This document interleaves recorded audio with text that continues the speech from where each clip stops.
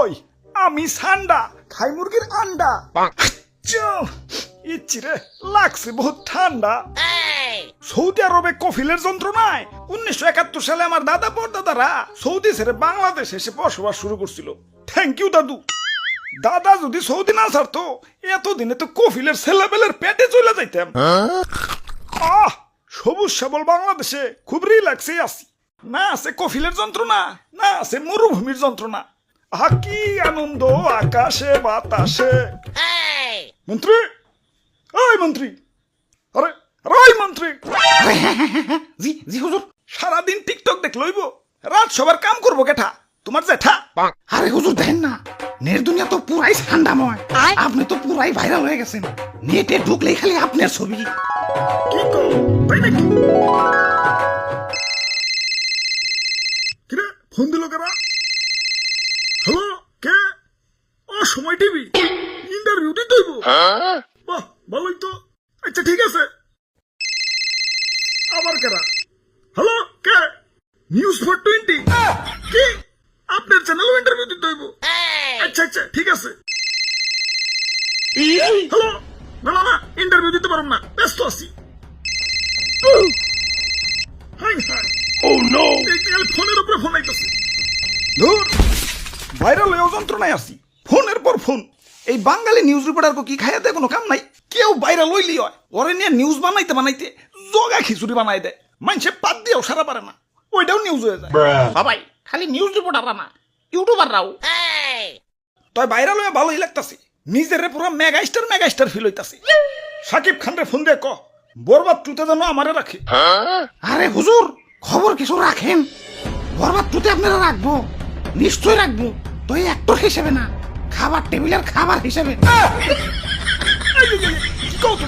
হ্যাঁ, দেশে ঠান্ডা ভাইরাল হওয়ার পর থেকে দেশের পাবলিকরাও আমাকে ধরে ধরে খাওয়া শুরু করছে। অনেকে তো ঠান্ডা ভেবে বেচারা ঘুষাবেও ছাড় দিতেছে না, ঘুষাবো খাইতেছে।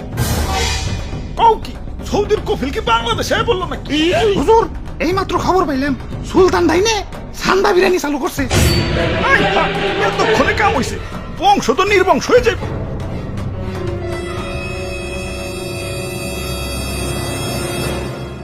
না অনেক হয়েছে, আর না, এর একটা ভিত করুনি লাগবো। মন্ত্রী, আমার সৈন্যদের প্রস্তুত করো। যা যা আছে সব কিছু নিয়ে এয়ারপোর্টে হাজির হও। দেশ ছেড়ে পলাই তুইব। গুইসাপ, তোমরাও চলো। যে দেশে ইন্টারনেট নাই ওই দেশে যাবো।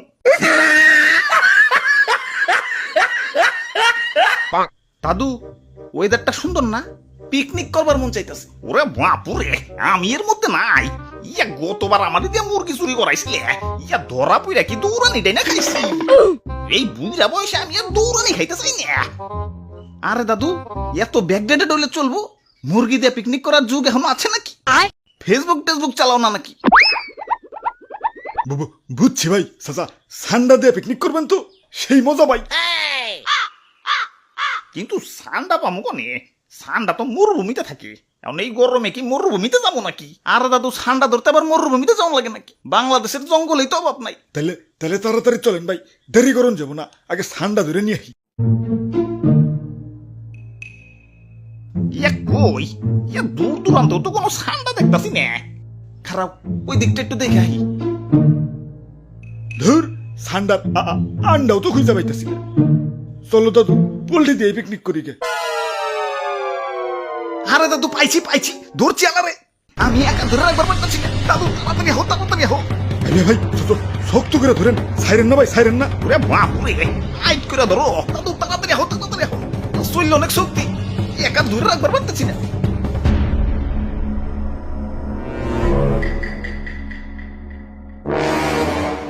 ওরে বাপুরে, ইয়া কেমন জানি দেখা যায়। ইয়া কুমির মনে হইতাছে না? আরে দাদু কি যে কও, কুমিরে তো ছোট নাকি? হ্যাঁ ঠিকই তো। ওরে বাপুরে, ইয়া কুমির তো ছোট না, কিন্তু কুমিরের বাচ্চা কইলাম ছোটই। কাম হইছে, কুমিরের বাচ্চা যখন আছে, আশেপাশে কুমিরের গার্জেনও আছে।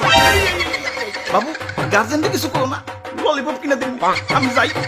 গার্জেন হার আগে এইটা বলি। ভাই গার্জেন আহে পড়ছে।